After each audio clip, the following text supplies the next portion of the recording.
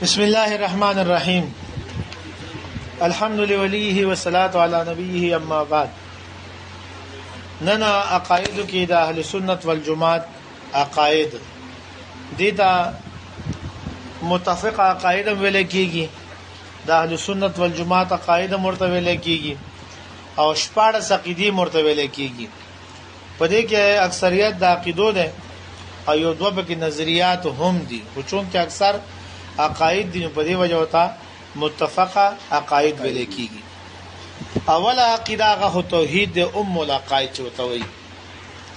توحید الله تعالی یو منل، د الله په ذات، داغه په صفاتو کې، داغه په اختیاراتو کې او داغه په حقوقو کې هیڅ څوک شریک نه ګڼل. ان شاء الله مخکې د شرک بحث را روان دی او د شرک د څلور قسمونه دی هغه را روان دي. د دې مکمل تفصیل په پاغي کې راشي. ذات په اعتبار سره الله یو دی، صفاتو کې سره څوک شریک نشتا.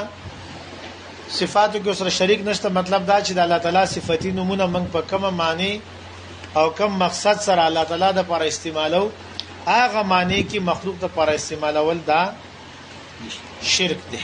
شرک په صفاتو ته وایي. البته الله د پر بیل معنی کې استعمالي کې مخلوق د پر جدا معنی کې استعمالي کې ته خبره راشي ان شاء الله.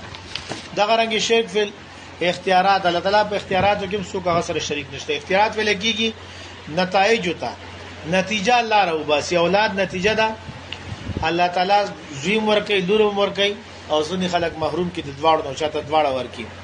نو نتیجو مالک صرف الله دی، هغه سره بل څوک شریک ګڼل پدې کې دا د تشرک فل اختیارات وي. او د الله تعالی سره حقوق دي، عبادت دي، پاره کې بل څوک شریک کول نه. دویمه فرشتو باندې ایمان راوړل دي. فرشتو باندې ایمان تفصیل به مخه تراشي. فرشتو باندې ایمان ولی ضروری دی؟ اهل سنت والجماعت چې فرشتو باندې ایمان راوړي داغه مطلب سره هغه بیانول. او بعض خلک د دوه متعلق د دوی جسم جدا غاڼي نه، نو هغه باندې به خبره کیږي. او فرشتو باندې ایمان راوړلو فائدہ څه د وسرات څه د ان شاء الله بیانېږي. دریمه الله تعالی نازل کړي چې کوم کتابونه دي الله تعالی نازل کړي دي هغه ټول باندې ایمان راوړل. او قران پاک داغه متعلق دا یقین ساتل چې دا د الله تعالی آخري کامل مکمل او اکمل کتاب دی او تر قیامت پورې دی او دا د تحریف او تبدیلی نه پاک کتاب دی چې څوک تبدیلی مبدلی نشي کولای. څلورمه قران مجید او داغه بیان سنت حدیث دواړه حجت منل. د اهل سنت والجماعت دا عقیده ده چې قران نه کوم شی ثابت شي هغه هم فرض دی، پاغه باندې عمل کول لازم دی او ضروری دی. او نبی کریم صلی الله علیه وسلم چې کومه خبره کړې وی الفاظ حدیث د خلینو راوتلې وی هغه نه کوم حکم ثابتيږي هغه هم لازمي او ضروری دی. نو قران او حدیث دواړه حجت دي. پنځمه عقیده نبی کریم صلی الله علیه وسلم نه مخکې څونه پیغمبران راغلي دي هغه ټول باندې ایمان راوړل. او نبی کریم صلی الله علیه وسلم متعلق دا ایمان او یقین ساتل چې د الله تعالی اخیری او رښتونه پیغمبر دی او دنه پس بل څوک پیغمبر نشي راتلی. او کسو د نبوت داوا وکي نو هغه دروغجن دی او هغه دجال او کافر دی او منون کې هم کافر دی. او کسو د داسې دروغجن کافر یا داغه د منون کې نه دلیل غواړي او دلیل دې د پر غواړي کما ته دلیل خو لګي د به ومنه نو دا غرانګي دلیل غوښتون کې سړی هم کافر دی. بهرحال ختم نبوت باندې خبره مخکې راځي ان شاء الله. شپږم عقیده ټول پیغمبران هغه انسانان او بشر منل او د انسانیت او بشریت دغه د لپاره شرف کمال منل. شرف کمال مطلب دا چې کوم دا وایي چې نبی کریم صلی الله علیه وسلم دنیا ته راغلی دی، درش په تکاله ژوند تیر کړی دی، مور او پلار رشتہ انسان دی، په دې کې د کمال دی. او کوي چیرې دا یو نورانی مخلوق دی، نو نورانی مخلوق فرشتي دي. فرشتي که دنیا ته راشي او لکونه کال تیر شي او داغونه سره غو نشي ګناه و غیره، دا کمال نه دی. خو یو انسان د مور او پلار نه پیدا بشر د پیدایش نواله تر وصاله پوری درش په تکاله ژوند دی، پاغي کې یو سکند ته سو غوته نشي چتولې وته، دا کمال دی. هغه وخت چې سړی ته پته نه وي شودوس کله وخت سړی ته د دایه بایه پته نه لګي، هغه وخت کې نبی کریم صلی الله علیه وسلم باندې بوته سګنی شو چتولې چې خامي د ورکی دې ته ویل کېږي کمال.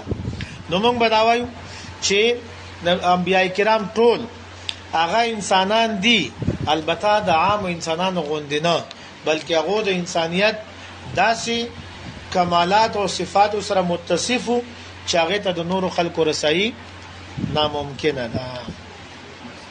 وما عقیده تقدیر باندې ایمان راوړل، تقدیر باندې ایمان راوړل د الله تعالی د انسانانو او دغه رنګي چې کوم ده د هر شي د لپاره مخلوقات څومره دي د هر شي د لپاره پیمانه جوړه کړې و ازل کې د الله تعالی دغه ازلی پیمانه ته تقدیر ویل کیږي.